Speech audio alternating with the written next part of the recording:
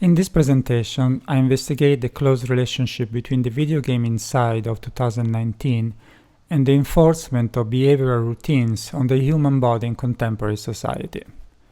Kindled by Michel Foucault's notion, I argue that Inside delineates techniques of bodily discipline, operating in conjunctions with the normalization of routines, gestures, and behaviors within a given habitus, which is a remembrance of Pierre Bourdieu's notion of habits and habitus in modern and postmodern society, or an intensification of William Flusser's notion of technical images, a concept that emerged in the 1980s during the massive adoption of electronic devices.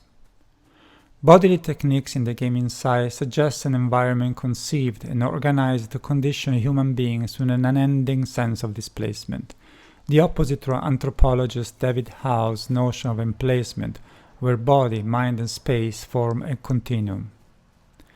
This investigation is accompanied by qualitative content analysis of first-hand gameplay, the scrutiny of salient features of characters, humans, non-humans, machines, encountered in the various phases of the game, the examination of gameplay design gestures, controls, and directions, as well as the spatial and sonic settings. This leads to a critique of the contemporary human condition through the lens of video game interpretations. It recalls the modern habitus of a body that has been re-rolled into routines engineered to control movements, gestures, and habits of thinking, acting, and living. A functional press of human beings subsumed into what Bernard Stiegler calls hyper-technological society designed to control human beings through the utilization of online technology that foster global economic forces, virtually synchronizing masses of individuals to act as one. From the experience of playing Inside, a contemporary conception of the human body emerges, a body exhausted from within, an empty shell designed to be quietly engineered from without. This raises global questions. Can we emerge from planetary cultural crisis and potential extinction? Can we combat the impoverishment of living conditions, the loss of symbolic participation in the creation of meaning, and the large-scale failure of the Simondonian notion of individuations? This inquiry ends by suggesting alternative pathways and further observations, following Donna Haraway's notion of the Cthulhu-Cene, the era that begins with the awareness of environmental crisis. This paper evaluates existing options that may defy existing convention within modern society and argues in favor of wandering the seashore in search of sign as opposed to being marooned there as an empty shell. Inside the single-player puzzle game, the player is asked to solve problems and overcome obstacles while traveling within the game environment, all while avoiding fatal encounters with the various enemies scattered along the path. The player's character is an unnamed individual exploring a hostile milieu presented as 2.5D perspective and enhances 2D view that approximates a 3D visualization. The character looks young, perhaps a boy. It is difficult to be certain to visual perspective and distance from the character, which precludes a more definite judgment as to the individual physical aspect. Later in the presentation I will revisit this blurred physical characteristic as a factor that contributes to the unsettling halo of disquiet that hangs over the game. For now I should clarify that my gameplay experience is based on the Macintosh version of the game, using the keyboard as controller. Inside is a dystopian scenario, opening with the sudden appearance of the protagonist sliding down a slope in the woods after dark. This event is triggered the moment the player presses the left arrow on the keyboard. You begin by running into the woods, alone. Notice here that the option of walking does not exist. I can run or be still, but I cannot choose a slower pace, and to proceed in the game I must always move to the left. There are instances where I follow clues from the right of the screen, but most often these appear in the area already seen or in underground sections that lie below places I have already explored. Left is the only direction for encountering new space. Walking through the game with your character, the palette of environmental color consistently favors dark tints. Shade over gray predominate with rare exception for objects such as the button or sign that are dark opaque red. There are street lights or natural lighting, but almost always they are dim or blurred. This striking color contrast is maintained throughout the gameplay, setting the tone and mood. The character's clothes themselves are a combination of a dark red sweater with black trousers.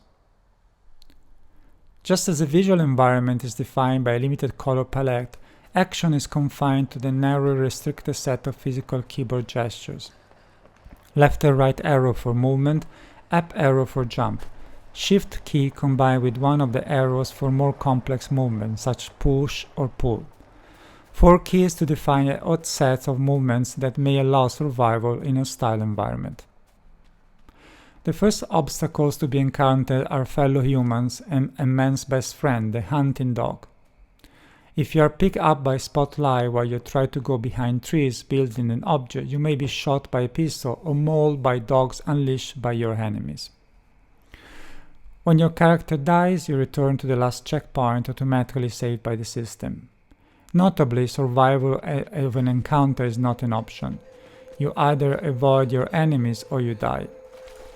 Moreover, the reason you are being chased seems to be a difference in your behavior, as opposed to any differences of physical appearance. You are guilty of not conforming to routine gestures of others on the path, and so you must be persecuted. One scene from gameplay can be read as juxtaposing Foucault's conserving techniques of bodily discipline, Stigler's notion of hyper-technological surveillance society, and Gilbert Simondon's principle of individuation. In a sort of factory surveyed by drones and security guards, a group of men and women walk in line at the same speed, with identical gestures and movement. Other individuals act as observers or inspectors, overseeing the uncoiling line of workers.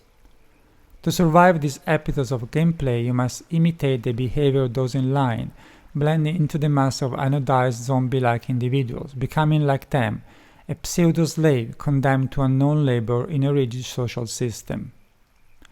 Elaborating on the birth of the clinic and the prison system in Western society, Foucault argues that both are places for experiment with methods of behavioral control, anatomical codification, and surveillance of the human body. For him, the clinic and the prison both have the common goal of social control through the imposition of habits, routines, and somatic responses. Habits constructed from without for the purpose of maintaining governmental status quo. Analogous mechanisms of behavioral control, anatomical codification, and surveillance of the human body are firmly in place in the game inside. Your character is chased because it does not belong to the social group, nor to the system. Another example from gameplay connects to the more recent idea of French sociologist Bernard Stiegler and philosopher Gilbert Simondon. To activate some mechanism that helps you progress in the game, you must jump under a ceiling lamp and literally connect your head to the light fixtures, while your body hangs in mid-air. The moment you physically connect with the lamp, some previously idle zombie-like individuals come to life. As long as your head stays connected to the lamp, any movement or gesture you make are replicated by the zombie below. Their replicated action interact with objects or obstacles in the game, making you their puppet master. In his 2014 work, Symbolic Misery, Stiegler argued that postmodern form of hyper-consumerism, particularly media technology, has stripped individuals of their role as main actors in the production of symbol, severing our symbolic access to the meaning of reality. Stiegler suggests that humans are being related solely to the role of consumers, and he asserts that hyper-technological society poses a problem for Simondon's concept of individuation. These issues become especially evident with the advent of the Internet, where synchronizing user operation elicits a unified consciousness, a condition of many acting as one. The psychic I lose definition, and the imposed we, controlled by marketing and mechanization of daily life, remains.